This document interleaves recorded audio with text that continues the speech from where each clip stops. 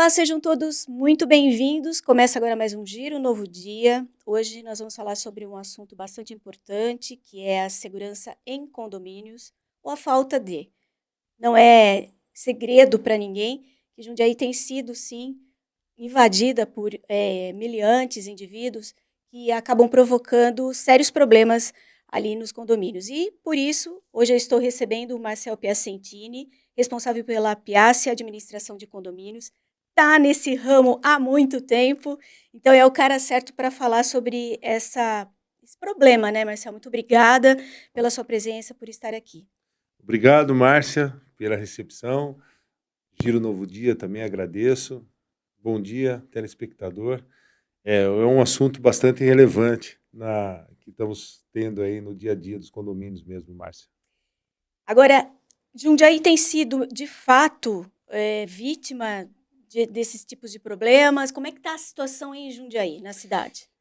Márcia, a gente percebe que o miliante hoje, ele busca fazer o errado, né? Fazer o seu roubo, o seu furto, enfim, a invasão dentro dos condomínios, no momento que ele percebe que não existe tantos bloqueios para que ele seja pego.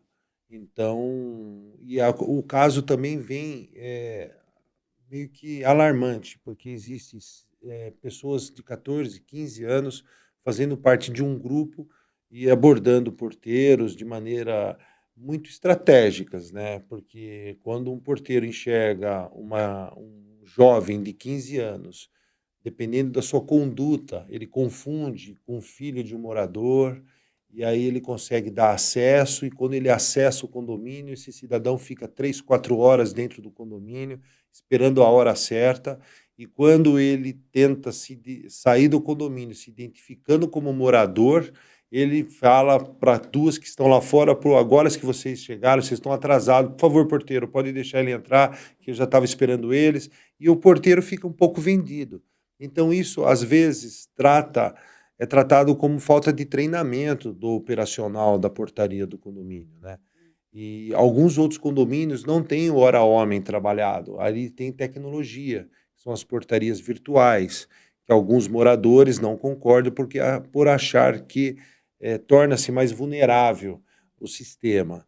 Isso muito é debatido nas assembleias e a preocupação é tanto viabilizar uma situação que possa levar a uma preventiva, porque se a gente deixar as coisas acontecerem ou achar que não vai acontecer e só no vizinho que acontece, eu acho isso uma preocupação muito grande. Eu tenho levado isso para os nossos condôminos como uma necessidade de discussão no preventivo.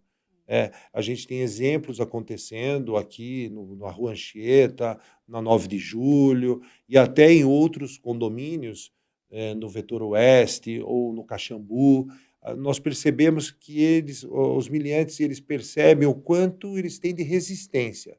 Se eles veem que dá para encaixar uma entrada, eles vão atacar.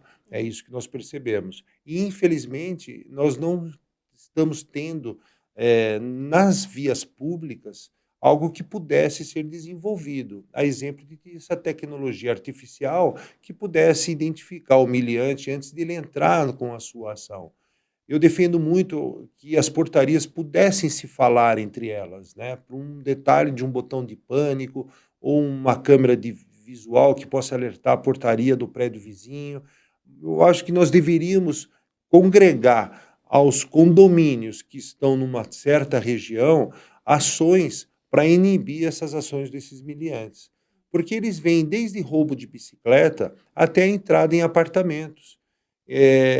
E essa medida de ações, ela fica um pouco muito abrangente, porque não é uma única ação de abordagem na entrada do prédio. Às vezes o cara pula o muro, às vezes ele aborda o condômino lá fora, entra com ele, às vezes ele entra sozinho, e o porteiro, por que deixou esse cara entrar sozinho, sendo que ele é treinado muitas vezes, quer dizer, ele foi iludido pelo humilhante.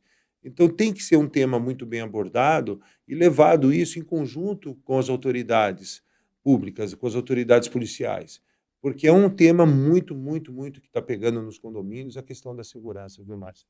Vocês administram 80 condomínios, Aproximadamente correto? 80 condomínios. Aproximadamente. Pode-se dizer que esse problema, esse tipo de crime tem ocorrido de forma, diversificada em vários locais da cidade? Márcia, como eu disse, a gente percebe, eu indico que os condomínios, eles têm que ter células de proteção.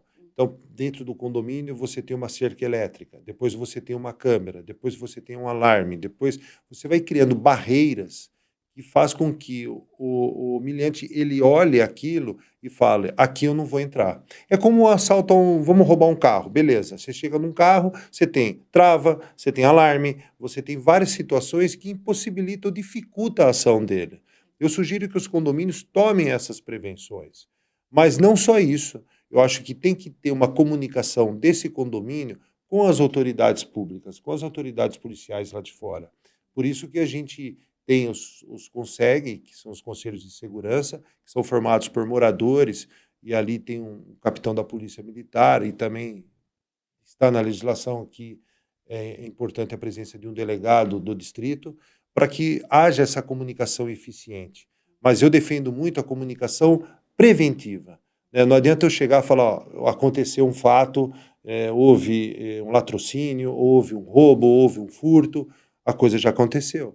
Eu acho que nós temos que montar uma estrutura para que o preventivo faça com que esse humilhante não se aproxime e não tente agir da maneira que está agindo hoje. Você fez uma observação bastante interessante, que é a falta de treinamento do pessoal que trabalha, em especial ali na portaria. Essa é uma deficiência que tem contribuído para o aumento desse tipo de crime? Com certeza. O porteiro hoje está preocupado em identificar o Mercado Livre que chega, o correio, o próprio abertura de portão para um condômino que chegou, seu parente, mas dentro dessa sequência de fatos, pontualmente acontece o humilhante. E quando ele vem fazendo essa ação, ele vem numa ação que talvez ele identifique como a melhor para ele, e ele acerta, porque ele fica filmando, ele fica olhando o prédio. Então, hoje você tem prédio na frente de praças públicas que você não consegue identificar que aquele cidadão sentado no banco é humilhante. Claro. Hoje você recebe um casal muito bem vestido e são dois humilhantes prontos para agir no condomínio. Então hoje tem criança, jovens de 14 e 15 anos. Recentemente nós tivemos em Jundiaí o caso de um cidadão de 15 anos que entrou no condomínio, foi filmado, não se barrou pelas filmagens das câmeras, ele ficou 2, 3 horas no condomínio, se deu como morador, convidou mais 2 elementos que estavam na calçada e o porteiro falou, bom, já que ele é um morador, autorizou os outros entrarem. E fizeram ali 2, 3 propriedades, arrombaram, levaram tudo, com sacola, entraram e falaram tchau pro porteiro. Então, são situações aberrantes. Você olha tudo isso, você fala, puxa vida, como que a gente tem que contornar isso? O treinamento é muito bom. Só que a hora que você treina e tem uma ostensividade do porteiro, há condôminos que falam, pô, mas ele já me conhece, é minha mãe, é meu pai. Então, nós temos que levar ainda uma conscientização para a coletividade, a comunidade condominial, e entender que esses pontos de barragem, esses pontos de dificuldades que se coloca, mesmo sendo visitantes, é para chegar no daquele momento pontual do humilhante, ele ser bloqueado, ele ser barrado. Né? Então, a gente percebe eclusas dos veículos que entram nos prédios, que tem que estar na eclusa, pontos de filmagem para saber quem está dentro do veículo. Dentro dos condomínios, existem locais que, se tiver o condômino rendido, ele para o seu veículo como se fosse um local de pânico. Então, existem estruturas que nós estamos orientando aos condomínios para procederem de maneira preventiva.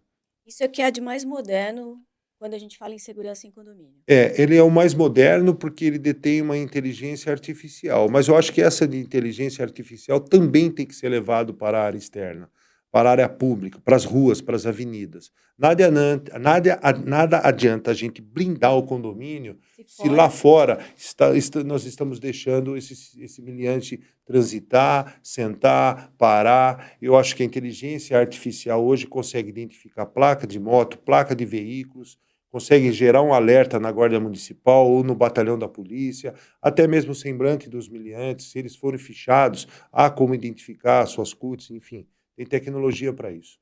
Acho que nós temos que se preocupar para manter a cidade, embora em alguns riscos, uma cidade boa para se viver e boa para se morar.